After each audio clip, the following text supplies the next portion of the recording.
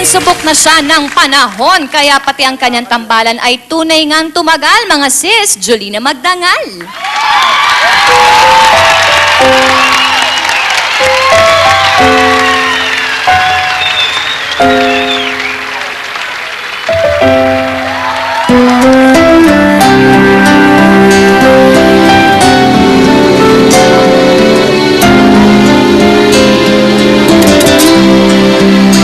I've spent half my life looking for the reasons things must change, and half my life trying to make them stay the same.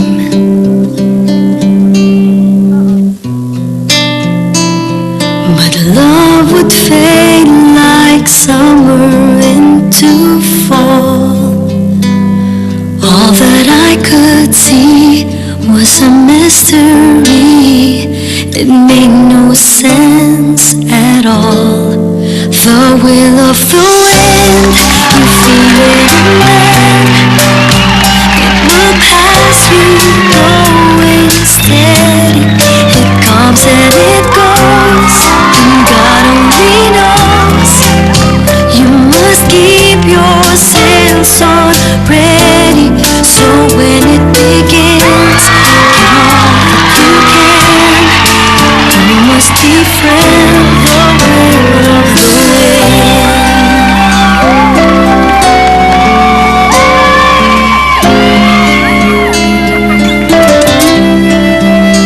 I spent so many hours just thinking about the way things might have been. Things might have been. So many hours trying to bring the good times back again. And so it goes for lonely-hearted fools. They let their days slip away until they give in to the will of the wind. You feel it in there.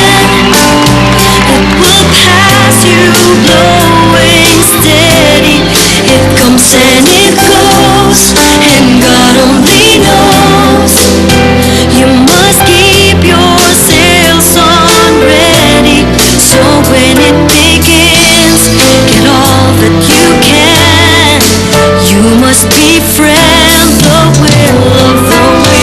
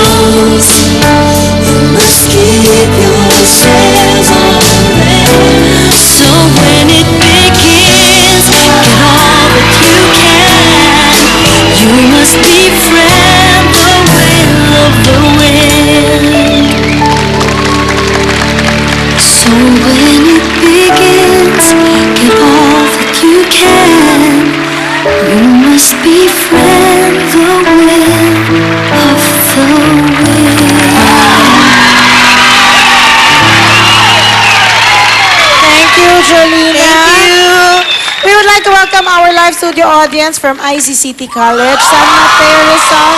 Welcome to sis. Ang uniform silang lahat pa, no? Happy sila, no? Welcome to sis! Mga sis, ano nga ba ang sikreto sa likod ng isang effective na love team? Aalamin natin yan sa love team na tried and tested through the years. Marvin and Jolina. Kayo naman. Hello. Usap pa kayo. Tagal-tagal nyo na magkasama sa industriyang ito, no? Tinatanong namin sino yung mga love team niya dati. Sino mga memorable? Huwag na natin pag-usapan natin yung Yun ang pag-uusap- tambalan ninyo. Yun ang pag-uusapan kami sa natin inyo. today. Kasi yung tambalan ninyo, talagang tried and tested na nga. Imagine mo hanggang ngayon, diba? Talagang super kikinig factor talaga. Nakakatuwa yung mga itsura no, yung sinabi ko sino yung mga love team. Yung lahat kayo naging blank. At saka nag-isip. Ewan ko si Janice, naalala namin palagi si Gabi. Si Gabi lang naman ang sinabi ko. Magang umaga. Okay, good sa tingin morning. Sa tingin nyo, ano yung sikreto nyo? Bakit hanggang ngayon talagang nga. sobrang...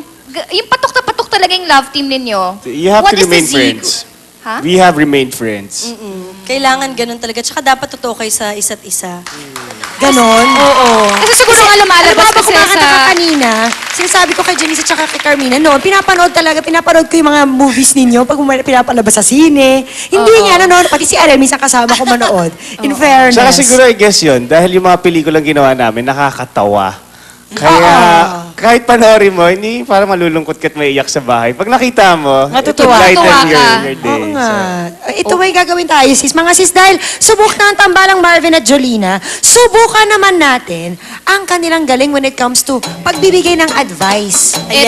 Eto na. May mga babasahing letter si Ate Janice on love problems at bibigyan ninyo ng payo ang mga kasis nating letter sender. So, umpisahan na natin. Mel Chanco, ready ka na ba? Ready na ako, Joey De Leon. Okay.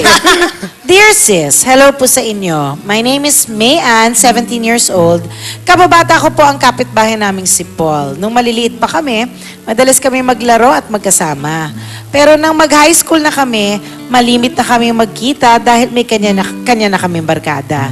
Pero for the past 3 months, madalas na niya akong dinadalaw sa bahay with matching flowers and chocolates pa. Nararamdaman kong nililigawan niya ako. Ang di niya alam at di rin alam ng family ko, may boyfriend na ako for almost a year. Ay, naku, patay! Di ko po alam kung anong gagawin ko o kung anong sasabihin sa kanya.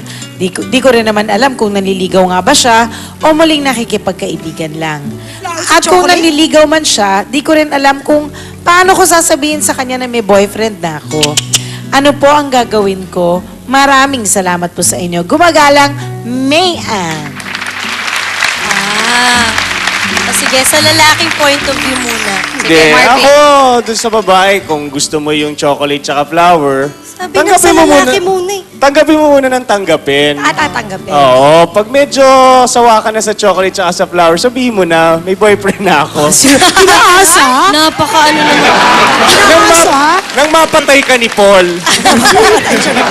Sa buwiset. Sa buwiset. Sa laki ng ginastos niya. Ako siguro dapat isipin niya na yung love ba na nararamdaman niya para kay Paul, dahil lang ba magkababata sila o dahil na-excite siya na nakita niya ulit o dahil lang parang, talagang love niya pala talaga mula nung bata sila. So, kailangan niya isipin ano ba talaga yung nararamdaman niya kasi kuha naman ng boyfriend. At dapat maging honest din siya. Total magkababata sila. Dapat alam nila yung sikreto ng bawat isa. Sabihin niya yung yung totoo. baka Tapos kung sabihin- talagang... Na may boyfriend siya. Oo, pero kung talagang love naman niya yung boyfriend niya, sabihin na niya kagad. Yes.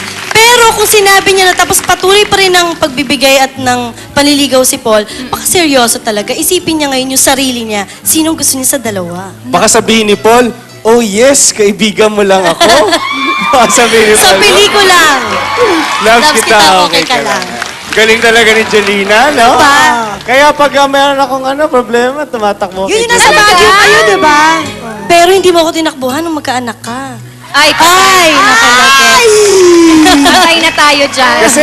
Kasi gusto ko, Anong gusto Ano? mo? ikaw yun eh. Ay, may ganun? Ano, yung anak mo? Ikaw yung anak ko. Alin siya yun? Yung anak niya? Ay, anak ko? Hindi, kasi ang layo mo eh.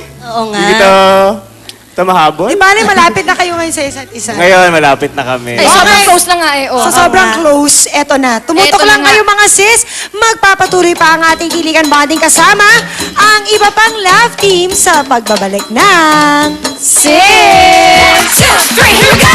Walk hand in hand, we dream together.